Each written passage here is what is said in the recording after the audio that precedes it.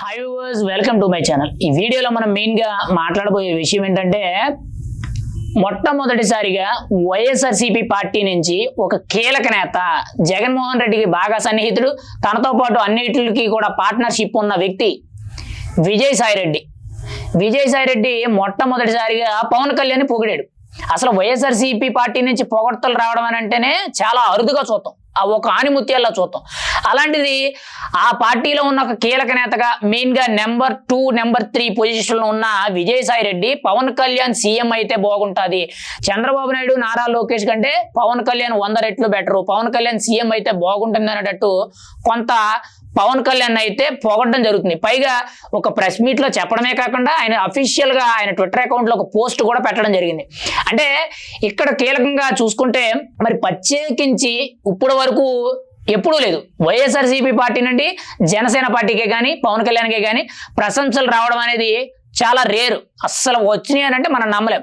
గత 5 ఏళ్ళు కూడా పవన్ కళ్యాణ్ని ఇష్టానుసారంగా మాట్లాడి అడ్డమైన బూతులు తిట్టి 3 పెళ్లిళ్ళు చేసుకున్నాడని, ప్యాకేజీ తీసుకున్నాడని, దత్తపుత్రుడని ఎలా పలు రకాల పేర్లు, సంబంధం లేని పేర్లన్నీ కూడా, సూట్ అవ్వని పేర్లన్నీ కూడా పెట్టి పవన్ కళ్యాణ్ని వేధించారు గత 5 ఏళ్ళు.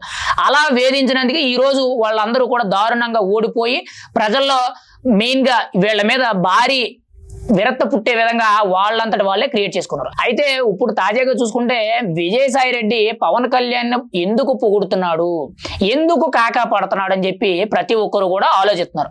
అసలు విజయసాయిరెడ్డి పవన్ కళ్యాణ్ గురించి మాట్లాడవలసిన అవసరం వచ్చిన సందర్భం ఏంటని మనం మాట్లాడుకుంటే, కాకినాడ పోర్టుకు సంబంధించి కబ్జా ఏదైతే జరిగిందో కేవీ రావు అనే వ్యక్తి ఇటు విజయసాయిరెడ్డి మీద, వైవి విక్రాంత్ రెడ్డి మీద, విజయసాయిరెడ్డి అల్లుడు అరబిందో కంపెనీ ఓనర్ అయిన శరత్చంద్రారెడ్డి మీద కేసులు పెట్టడం జరిగింది. ఆ నేపథ్యంలో విజయసాయిరెడ్డి ప్రెస్ మీట్ పెట్టి నేనే పాపం చేయలేదు, నాకేమీ తెలియదు అనేటట్టు మెయిన్గా కేవీ రావు అన్ని అబద్ధాలే చెప్తున్నాడు, ఆయన వెనక చంద్రబాబు ఉండి ఈ దొంగ కేసులన్నీ కూడా మా మీద పెట్టేస్తున్నాడు అని చెప్పి చెప్పడం జరిగింది. ఆ నేపథ్యంలోనే కొంతమంది విలేకరులు అడిగిన ప్రశ్నలకి పవన్ కళ్యాణ్ చాలా బెటర్, ఖచ్చితంగా రాబోయే రోజుల్లో నారా లోకేష్ కానీ, నారా చంద్రబాబు నాయుడు కానీ, మెయిన్ గా పవన్ కళ్యాణ్ లో వీళ్ళ ముగ్గురులో ఖచ్చితంగా Pawan Kalyan is the best leader, ఖచ్చితంగా సీఎం అయ్యే అవకాశం ఆయనకు ఉంది. ప్రస్తుతం ఉన్న పరిస్థితుల్లో పవన్ కళ్యాణ్ ని సీఎం చేస్తే చాలా బెటర్ అనేటట్టు 70 ఏళ్ల వయసు దాటిన ముసలాయనకి ఆంధ్రప్రదేశ్ రాష్ట్రాన్ని ఇచ్చి ఎలా పరిపాలన చేద్దాం అనుకున్నారు, ప్రజలకు కూడా బుద్ధి లేదా, పవన్ కళ్యాణ్ సీఎం కింద పెట్టినట్లయితే చాలా బాగుంటుందని చెప్పి కొంత పవన్ కళ్యాణ్ అయితే కాకా పట్టినట్టు కొంత పొగడడం జరుగుతుంది. అయితే ఇక్కడ కీలకంగా చూసుకుంటే ప్రస్తుతానికి చంద్రబాబు నాయుడు గారి పరిపాలన బాగానే ఉంది, దాన్ని పక్కన పెట్టేద్దాం. కానీ ఇక్కడ కీలకంగా చూసుకుంటే పవన్ కళ్యాణ్ ఎందుకు పొగుడుతున్నాడు అని మనం మాట్లాడుకుంటే, ఇక్కడ కీలకంగా చూసుకుంటే ఇప్పుడు ఏదైతే ఈ కాకినాడ పోర్టు కేవీ రావుకి సంబంధించిన ఈ కేసులకు సంబంధించి విజయసాయిరెడ్డి మాట్లాడుతున్నాడో అవన్నీ కూడా బయటకు వచ్చినాయి అంటే కారణం వెనకాల ఉన్న పవన్ కళ్యాణ్. చాలా మందికి ఆ విషయం తెలియదు. ఎందుకనంటే పవన్ కళ్యాణ్ అనే వ్యక్తి ఈ పీడిఎస్ రేషన్ బియ్యం ఏవైతే ఉన్నాయో అవి అక్రమ రవాణా జరుగుతుందని చెప్పి అక్కడికి వెళ్ళి పట్టుకొని మొత్తం ఇక్కడ ఉన్న సోషల్ మీడియా కానీ, స్టేట్ మీడియా కానీ, రాజకీయ వర్గాలు కానీ, నేషనల్ మీడియా వరకు కూడా ఈ విషయాన్ని దేశమంతా తెలిసే విధంగా పవన్ కళ్యాణ్ కళ్ళ కట్టినట్టు చూపించాడు. ఆ చూపించడంతో ఆ కాకినాడ పోర్టులో ఏదైతే జరిగినాయో అవన్నీ కూడా బయటకు వచ్చినాయి. అప్పుడు కాకినాడ పోర్ట్ అనేది కూడా ప్రైవేట్ వ్యక్తుల ఆధీనంలో ఉంది, అందులో కూడా గతంలో వేరే ఓనర్లు ఉన్నారు, ఇప్పుడు వేరే ఓనర్లు ఉన్నారు, అవి ఎలా చేతులు మారినాయి అనేటట్టు పవన్ కళ్యాణ్ కొన్ని క్వశ్చన్స్ అడగడం జరిగింది. అయితే ఇక్కడ ఆ పవన్ కళ్యాణ్ దెబ్బకి కేవీ రావు అనే వ్యక్తికి కొంత ధైర్యం వచ్చి ఇటు సీఎం చంద్రబాబు నాయుడు సపోర్ట్ తీసుకొని ఈయన ఎదరకొచ్చి సిఐడి కేసులు అనేవి విజయసాయిరెడ్డి మీద, జగన్మోహన్ రెడ్డి మీద, మెయిన్గా వైవి విక్రాంత్ రెడ్డి మీద, అరబిందో కంపెనీ మీద పెట్టడం జరిగింది. అంటే ఇక్కడ ఈ కేసు బయట పడ్డదనంటే మూల కారణం పవన్ కళ్యాణ్.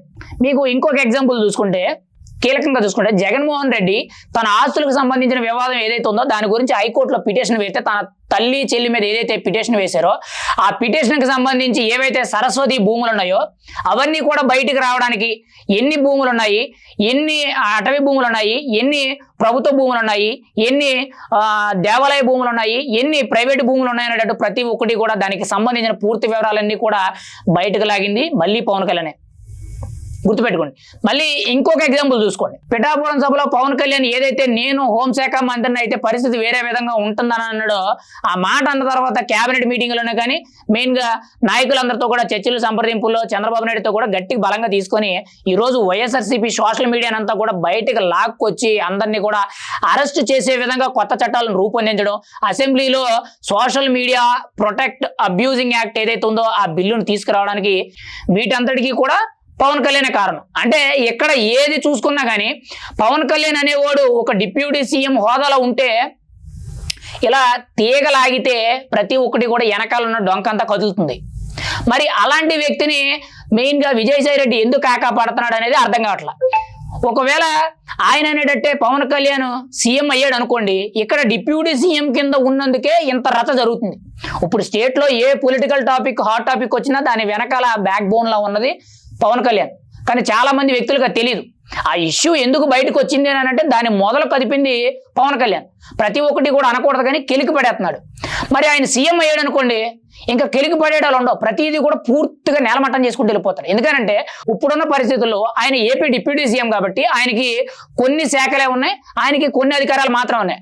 అదే ఆయన సీఎం కుర్చీలో కూర్చుంటే మొత్తం కూడా బయటకు లాగుతాడు. ప్రతి ఒక్కరిని కూడా వెంట వెంటనే కూడా చర్లపల్లి జైలుకో, చంచలగూడ జైలుకో, లేదా రాజమండ్రి సెంట్రల్ జైలుకో, లేదా తిహార్ జైలుకో ఏదో ఒక జైలుకి వెళ్ళాల్సి వస్తుంది. మరి అలాంటి పరిస్థితులు ఎదురవుతాయని చెప్పి విజయసాయి రెడ్డి ఆలోచించట్లేదా? లేదనంటే కాకా పట్టడానికో, లేదా పవన్ కళ్యాణ్ ఏదో ఒక్కడే ఒంటరిగా వెళ్తున్నాడు తన లొంగ తీసుకొని మన వైపు తిప్పుకోవచ్చు అనుకుంటున్నాడు అనేది మనకైతే పక్కన తెలియదు.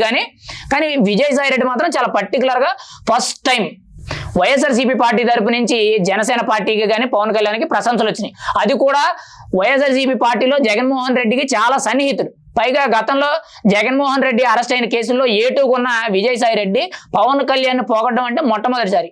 నిన్న ఇవాళ ఇదే బాగా ట్రెండింగ్ టాపిక్. మీడియా అంతా కూడా చాలా గట్టిగా చర్చించుకున్నాయి. అసలు విజయసాయి రెడ్డి ఎందుకు పవన్ కళ్యాణ్ కాకాపడుతున్నాడు అనేటట్టు. మరి ఏం జరుగుద్దని చూడాలి. ఖచ్చితంగా ఈయన అనుకున్నట్టే పవన్ కళ్యాణ్ ఒకవేళ సీఎం అయ్యాడు అనుకోండి, అప్పుడు ఇలా 1-2 రావు బయటికి వీళ్ళ కేసులు అనేవి, కొన్ని 100,000 వస్తాయి బయటికి. మొత్తం ప్రతిదీ కూడా గెలుగుతాడు. ఎందుకంటే ఆయన సీఎం కుర్చీలో కూర్చున్నాడు అంటే లా అండ్ ఆర్డర్ అనేది ఆయన చేతిలో ఉంటుంది. అన్ని శాఖల మీద కంట్రోల్ కూడా ఆయనకే ఉంటది.